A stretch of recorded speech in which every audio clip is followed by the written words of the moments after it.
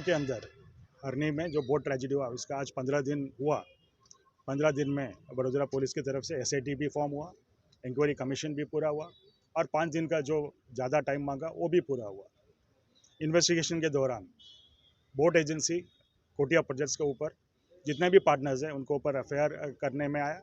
और गुना 308 और 114 मुताबिक गुना भी दाखिल किया। तो इस कार्रवाई को हम अप्रिशिएट कर रहे हैं। लेकिन बाकी गुनहगार जो हैं, जैसे कि स्कूल मैनेजमेंट है,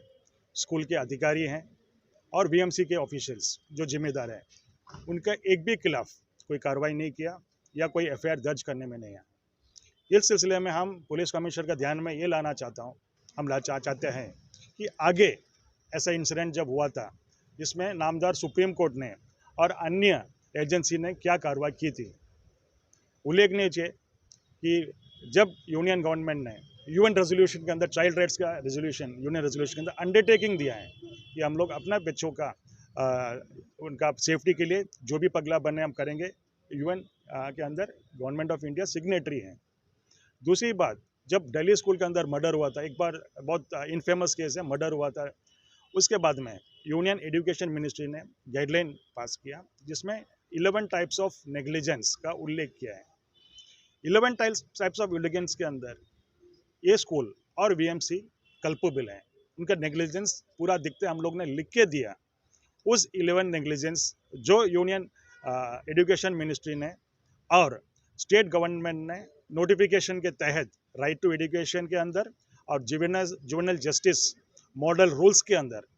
जो नोटिफिकेशन पास किया, उनका उल्लंघन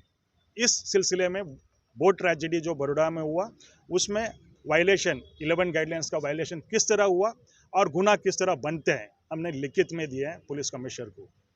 तीसरी बात, नामदार सुप्रीम कोर्ट का ऑर्डर जिसमें डलहौसी स्कूल पतनकोट में स्थित डलहौसी स्कूल के बच्चों को प्रवास में ले गए थे और अनेक बच्चे 14 तो वहाँ पे डूब के मरा। उसमें नामदार सुप्रीम कोर्ट ने ऑर्डर सुना है कि विकेरियस लायबिलिटी जो मेन कल्प्रेट है, इसमें तो कोटिया प्रोजेक्ट्स मेन कल्पेबल है, उसके साथ में विकेरियस लायबिलिटी स्कूल्स का किस तरह बनता है, सेम तुलना की है। और उस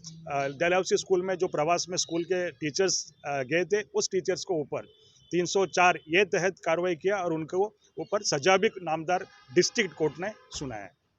और अपील में जब गया था, नामदार सुप्रीम कोर्ट ने ये ठहराया है कि अगर स्कूल के टीचर्स जिम्मेदार हैं तो स्कूल मैनेजमेंट भी अपनी जिम्मेदारी से छटक नहीं सकते हैं। उस केस स्टडी उस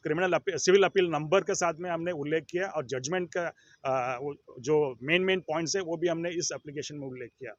और इन शॉर्ट हमने सभी इश्यूज हाईलाइट करके ये स्थापित किया है कि बोट ट्रेजिडी के अंदर स्कूल मैनेजमेंट और VMSS के ऑफिशियल्स उतने ही जिम्मेदार है जितना कोटिया प्रोजेक्ट्स के पार्टनर्स जिम्मेदार थे। और इसके बावजूद ये सब पुरावा, आधार पुरावा और नामदार सुप्रीम कोर्ट का साइटेशन के ऊपर भी अगर कार्रवाई नहीं करते हैं तो मैं आपको आज डिक्लेयर कर रहा हूँ, वडोदरा पेरेंट एसोसिएशन जो हमारा चैरिटेबल ट्रस्ट है, वडोदरा पेरेंट अवेयरनेस ट्रस्ट, नामदार हाईकोर्ट में जो सू मोटो पिटीशन चल रहे हैं उसमें पार्टी बनने के लिए अर्जी हमने दाखिल किया और हम भी पार्टी बन के वडोदरा के पेरेंट्स के सेफ्टी के लिए, सलामती के लिए, गुजरात के पेरेंट्स के सेफ्टी और सलामती के लिए हम लोग अपना पक्ष रखेंगे नामदार हाईकोर्ट में। और इस दुर्घटना में जो बच्चे अपने जान गुमाए उनके पेरेंट्स को हम न्याय दिला करेंगे और आगे कोई भी ऐसा दुर्घट घटना वडोदरा के अंदर, गुजरात के अंदर, कोई भारत देश के अंदर कोई जगह पे ना बने, इसके लिए कौन सा ठकेदारी सेफ्टी मेजर्स लेना चाहिए, उसका एक गाइडलाइन भी हम लोग नामदार हाईकोर्ट में सबमिट करेंगे। सर, एक दूसरी बात है कि DO ने जो नोटिस दिए है अभी स्कूल की मान्यता रद्द करने की, और दूसरी बात है दंड देने की, तो आप किस तरह से उसको देखते हैं? एक्चुअली ये जो मैंने जो गाइडलाइंस का बात किया, राइट टू एजुकेशन और जुवेनाइल जस्टिस मॉडल रूल्स के अंदर एक प्रोविजन ऐसा है कि 1% प्रॉफिट, लास्ट ईयर का प्रॉफिट का 1% पहले गुना के ऊपर, सेकेंड नेग्लिजेंस के ऊपर 2% of the profit of the preceding year और फिर बाद में 5% of the profit of preceding year, और साथ में डिस्ट्रिक्ट मजिस्ट्रेट DO का रिकमेंडेशन के ऊपर डिस्ट्रिक्ट मजिस्ट्रेट का पास, मतलब district magistrate of collector and district magistrate collector होता है, उनका पास पावर होता है कि नेक्स्ट ईयर का एडमिशन, नेक्स्ट ईयर जो आने वाला एडमिशन रद्द किया, मतलब नेक्स्ट ईयर से उनको एडमिशन मना किया ताकि धीरे धीरे वो स्कूल फिर बंद हो जाती है।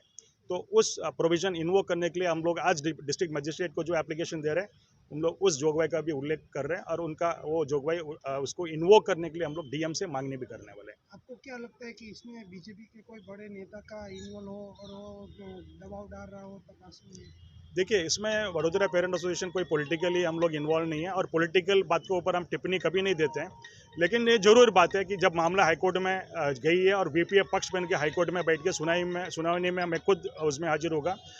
कितना भी बड़ा चेहरा, कितना भी बड़ा नाम अगर उसमें इन्वॉल्व है और किसी को बचाने की कोशिश करेंगे एंड पब्लिक, वडोदरा के पब्लिक वोटर्स के सामने उनको खुला हम करेंगे और उनका जो षड्यंत्र हो वो भी हम पब्लिक के सामने खुला करेंगे, कितना भी बड़ा। आपका परिचय? किशोर पिल्ले, प्रमुख वडोदरा पेरेंट एसोसिएशन।